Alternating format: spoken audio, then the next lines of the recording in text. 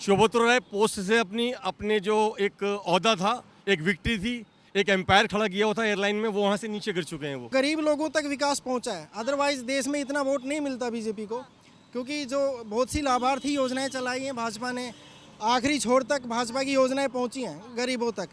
जो मोदी सरकार है वो विकास कर रही है और प्रत्येक आदमी को सुरक्षा भी दे रही है। बेसिकली अभी से 3 साल से जब कोरोना आया तो हर घर में अनाज पहुंच रहा है, दालें पहुंच रही हैं, तो लोगों को उसका फायदा मिला है। देखो, हर आदमी को छूने की कोशिश की है सरकार ने।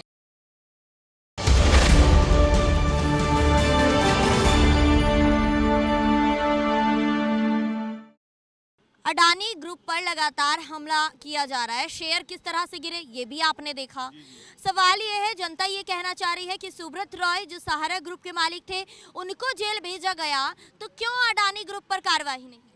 देखिए, मैं ये जानता हूँ कि माइट इज़ राइट। आप जानती हैं ना, माइट इज़ राइट, जिसकी लाठी उसकी भैंस। इस टाइम सारी सरकार, सेंट्रल में सारी सरकार बीजेपी की है।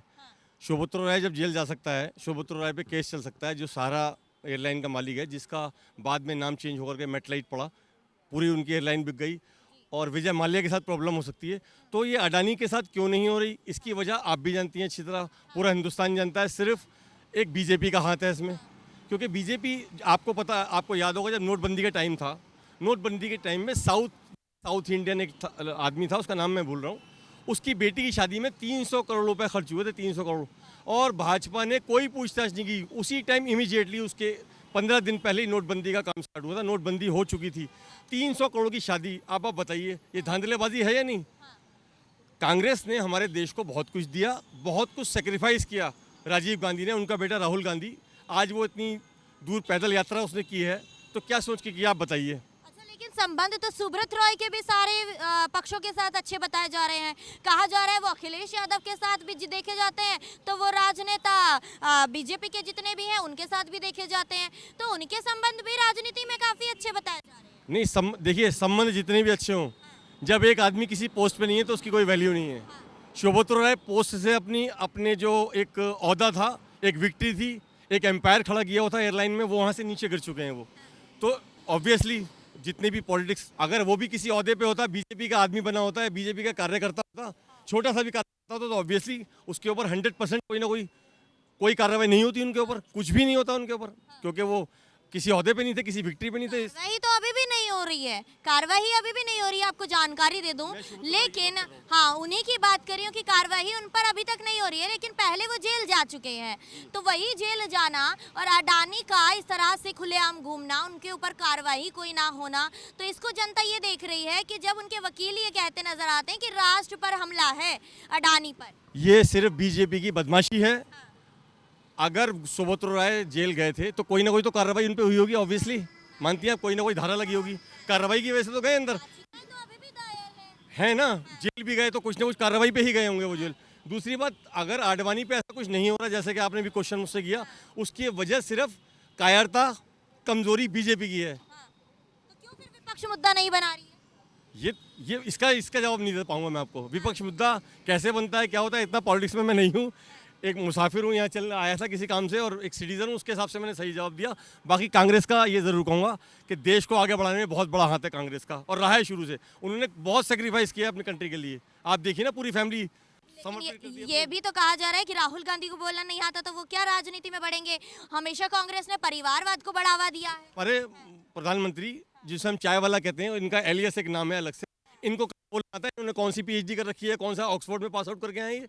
ये भी तो एक राहुल गांधी से तो बहुत नीचे हैं। अगर आप इस कंपेरेटिवली बात करती हैं तो राहुल गांधी तो बहुत कुछ है इनके सामने। वो कम से कम उनकी एजुकेशन वगैरह देखिए आप, कितनी अच्छी करके आए हैं वो। इन्होंने कहाँ एजुकेशन की, कोई पीएचडी, कोई डिग्री, कोई है इनके पास, कोई ऑक्सफोर्ड से पढ़ गए हैं।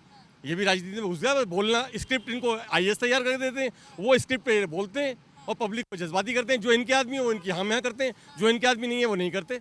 मगर मेरा कहना यह है कि आप उसी की हाँ में हाँ कीजिए जो जायज़ हो, जो देश की उन्नति कर सके, जो देश की तरक्की कर सके, उसकी हाँ में हाँ करिए, उसकी जायज़ बात करिए। राहुल गांधी में तो परिवारवाद को बढ़ावा दिया जाता है।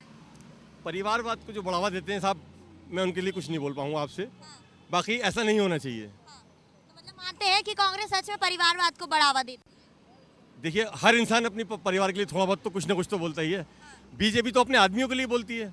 ये जमुना पार में कुछ राइट्स वगैरह हुए थे, जिसमें बीजेपी का एक नेता था, उसका नाम शुक्ला, उसके खिलाफ एफआईआर दर्ज हुई, उसने राइट्स कराए थे जब वो बीजेपी का आदमी था। सुप्रीम कोर्ट के जज का उस 24 आवर्स में उसका तबादला हो गया। बताइए, सुप्रीम कोर्ट से उसके ऊपर एफआईआर दर्ज हुई थी। ये हमारे देश का कानून है। आप क्या कहेंगे इसको? आप ऐसे तमाम ऐसी याचिकाएं हैं जिन पर पक्ष जो है कार्रवाई कराता है और विपक्ष फिर उसको मुद्दा भी बना देता है। पक्ष की कार्रवाई से अहमियत नहीं होती, न उसकी इंपॉर्टेंस मैं नहीं मानता, और सरकार भी नहीं मानना चाहिए, और न देश के नागरिक को मानना चाहिए। सत्य क्या है, सच क्या है, उस पर कार्रवाई होनी चाहिए। उस पर कार्रवाई कहाँ होती है आजकल?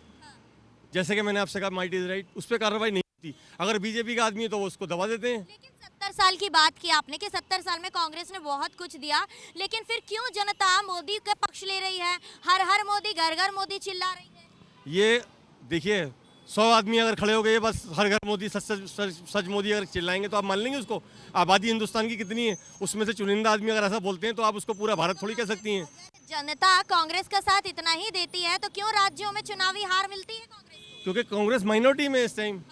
यूपी में भी वोटों का काफी घपला हुआ है, ये तो काफी हाईलाइट हुआ था, आपको पता होगा। मतलब कहना चाह रहे हैं कि ईवीएम मशीन है। बिल्कुल।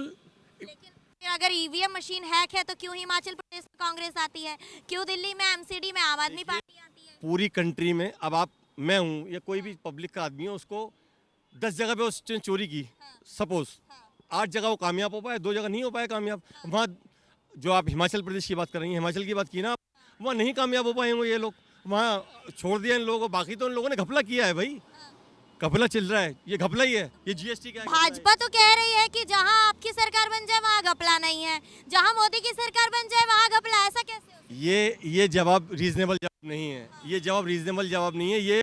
ये मैं अकेला कहने वाला नहीं हूँ, ऐसे लाखों करोड़ों आदमी है हिंदुस्तान में जो ऐसी बात बोल रहे हैं कि बीजेपी ने घपला किया है, और ये बात सत्य है। सत्य को आप नकार नहीं सकती, कोई नहीं नकार सकता, बीजेपी या प्रधानमंत्री मोदी वो भी नहीं नकार सकते इस चीज़ को। सत्य सत्य है, ये बात बिल्कुल फैक्ट है। सत्य मतलब आपको पता है? मुझे क्या पता, पब्लिक से पता लगता है। पब्लिक है सत्य कराने वाली, मैं भी पब्लिक का एक आदमी हूँ। ना बीजेपी मेरा कोई रिश्तेदार है ना कांग्रेस। मैं जो बोलूँगा वो किसी के भी फेवर में ऐसी बात होगी उसके फेवर में बोलूँगा मैडम, समझिए आप मेरी बात। तो आप बीजेपी को देख लीजिए, क्या क्या प्रोपेगेंडा है इनका पूरा। सर हर चीज़ का प्रोपेगेंडा चल रहा है इन लोगों का। क्या बुराइयां नजर आती हैं भाजपा में? कौन सी बुराई नहीं है इसमें, ये बता दीजिए आप मुझे। योगी को देखिए आप, उत्तर प्रदेश के अंदर क्या भाषण देता है वो। क्या भाषण देते हैं? हमेशा कम्युनिज्म पे बात करते हैं वो। अरे भाई, आप हिंदू मुसलमान पे बात करने आए हो, किसी धर्म जाति पे बात करने आए हो? उत्तर प्रदेश के अंदर आप महाभारत शुरू करने आए हो? ये हमेशा आप देख लीजिए, जितने भी प्रोग्राम्स होते हैं, आप जैसे एंकर जो लड़कियां कर रही होती हैं, उनके जो पब्लिक के लोग होते हैं वो यही जवाब पूछते हैं कि आप देश का उद्धार करने आए या महाभारत करने आए उत्तर प्रदेश के अंदर, कि बात से नहीं मानेंगे तो गोली से मारेंगे, गोली से मानेंगे तो बात से। ये सब क्या चीज़ है? ये बदमाशी नहीं तो क्या है? आप बताइए।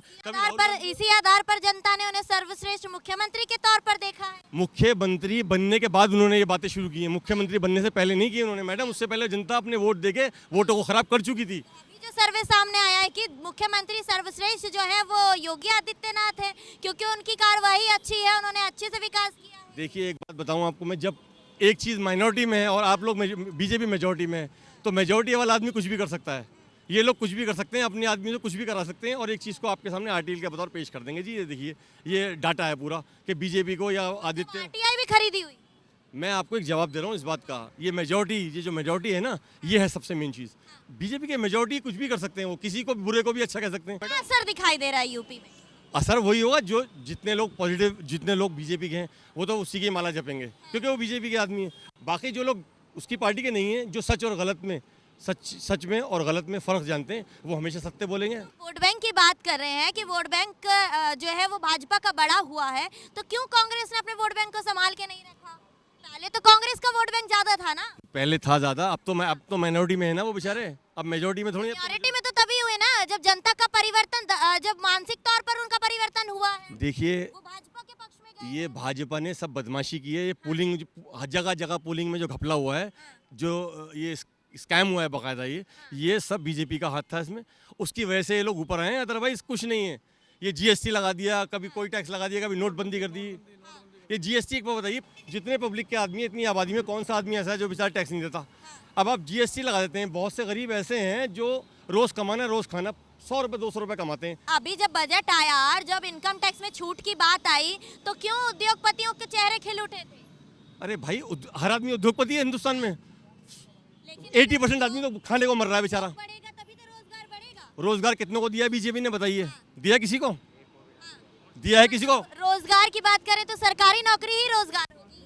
अगर सरकारी पद पे कोई आदमी बैठा तो जितने लोगों को मुहैया कराना चाहिए, जितने लोग जो लोग डिजर्व करते हैं सरकारी नौकरी के लिए, उनको सरकारी नौकरी मिली है। आपको पता है कितने लोग भटक रहे हैं? Well educated, B Ed, B Com, PhD के लोगों ने कर रखी है, उन तक को नहीं मिली सरकारी नौकरी, सिर्फ उनको मिलती है जो बीजेपी के आदमी है। रोजगार देने के वक्त ये देखा जाता है कि आप कार्ड लेकर आइए, आप भाजपा के हैं और आप कांग्रेस के हैं, तो आपको कार्ड नौकरी। लेके नहीं, कार्ड लेके नहीं, आप मेरी बात सुनिए। आपने कहा ना कि भाजपा है, भाजपा के हैं तभी ना। बिल्कुल बिल्कुल। अब अगर फर्ज कीजिए आप यहाँ से गाड़ी लेके जा रही हैं, आपका जानकार कोई एक्सीडेंट मार देता है और यहाँ आप अधिकारी हैं और वो एक्सीडेंट वाला आपको फ़ोन करता है, तो आप किसका सहयोग करेंगी?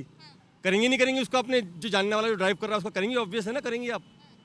तो इसी तरह बीजेपी कर रही है, जितने अपने आदमी हैं उनको सब कुछ दे रहे हैं ये लोग, सब कुछ मुहैया करा रहे हैं। साथ साथ मैंने अपने 500 आदमियों को हर चीज़ दे दी, और साथ में कांग्रेस के भी, और बेचारे इन गरीबों के लिए भी 10-15-20 आदमियों % लोगों को ऐसा कर दिया दिखाने के लिए पब्लिक को। ऐसा मामला चल रहा है, नहीं तो हिंदुस्तान की पब्लिक इतनी। तो फिर क्यों देश की जनता ये कहती नजर आ रही है कि देश जो है, देश विदेशों में हमारे देश का नाम है, मोदी जी ने अच्छा विकास किया है देश का? अरे कुछ लोग कह रहे हैं, पूरा हिंदुस्तान थोड़ी कह रहा है मैम, पूरा हिंदुस्तान कह रहा है। बात कुछ लोग ही आप एक निकाल के ले आती हैं। अगर कुछ लोग ये बात कह रहे कुछ लोगों से हैं तो क्यों बार बार लोकसभा जीतकर भाजपा सत्ता में आ जाती है? ये स्कैम किया है इन लोगों ने स्कैम किया है। इस जगह पोलिंग पे इन लोगों ने घपले किए हैं, बिल्कुल स्कैम किया है इन्होंने। आपको क्या लगता है कि भाजपा ने कितना विकास किया है? नहीं करा था, विकास तो करा मैडम। क्या रहे, विकास नहीं हो रहा है? नहीं, विकास तो हो रहा कांग्रेस के राज में ज्यादा विकास देखा है इन्होंने।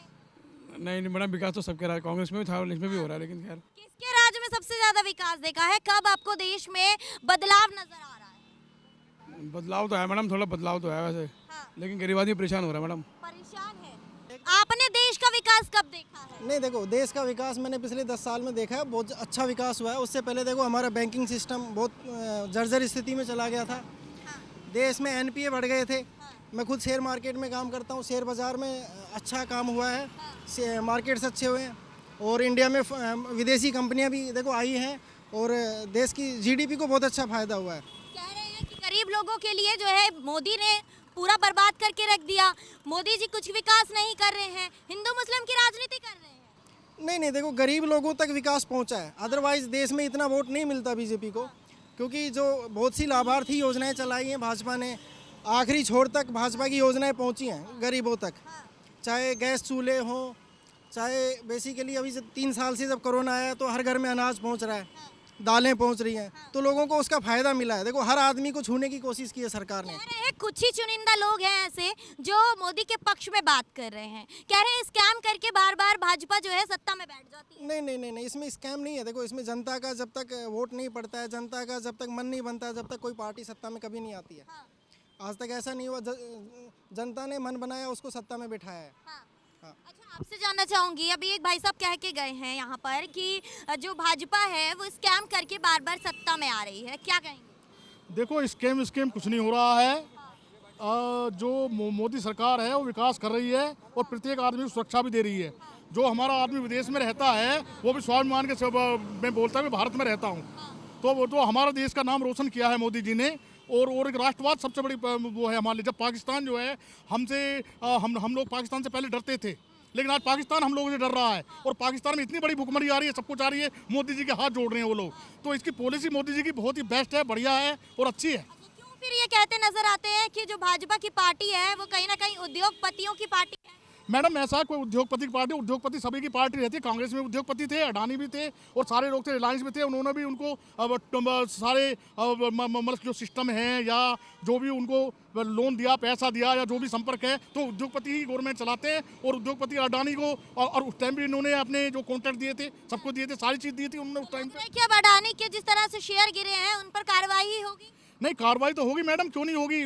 जो सीबी ने भी और रिजर्व बैंक ने भी सबने उनको निगरानी की एक टीम बनाई है अपनी, और उन पे कार्रवाई होगी, क्यों नहीं होगी कार्रवाई। तो फिर क्यों कहा जा रहा है कि विपक्ष को मुद्दा बनाना पड़ेगा और विपक्ष को आवाज उठानी पड़ेगी और मोदी के खिलाफ ये मुद्दा लेकर आना पड़ेगा? नहीं मैडम, ऐसा कुछ नहीं है। मोदी जी के खिलाफ कोई मुद्दा या कोई नहीं है। विपक्ष को एक अपना प्रोपेगेंडा चाहिए इस प्रकार का कि जिससे सदन की कार्रवाई ना चले और जो सदनी कार्रवाई सुचारू चलने के लिए जो राष्ट्रपति का अभिभाषण या जो बजट हुआ है और तो उस पर बहस करनी बहुत जरूरी है। ये लोग बहस ही नहीं करने दे रहे, किस चीज़ में वही नहीं करने दे रहे। उन्होंने कहा कि अडानी है कुछ है, वो मामला चल रहा है अपना, और तो इसमें संसद में उसमें हंगामा मचाने का क्या मकसद है? इसमें कोई मतलब नहीं होता संसद में किस चीज़ में। हिडन की जो रिपोर्ट आई है कहीं ना कहीं उसके पक्ष में है आप और चाहते हैं कि कार्रवाई हो। नहीं, कार्रवाई तो होनी चाहिए, वो तो स्पष्ट है। देखो, कोई जो हिंडनबर्ग है अपने आप में बहुत बड़ी रिसर्च कंपनी है, तो उसने घोटाला देखा है, जो भी है मार्केट में जो भी कुछ हुआ है, LIC का पैसा लगा है और उसमें स्टेट बैंक ऑफ इंडिया का पैसा लगा है। अब खुद की LIC ने खुद बोला है कि हमारे पैसे कोई दिक्कत नहीं है किसी प्रकार की,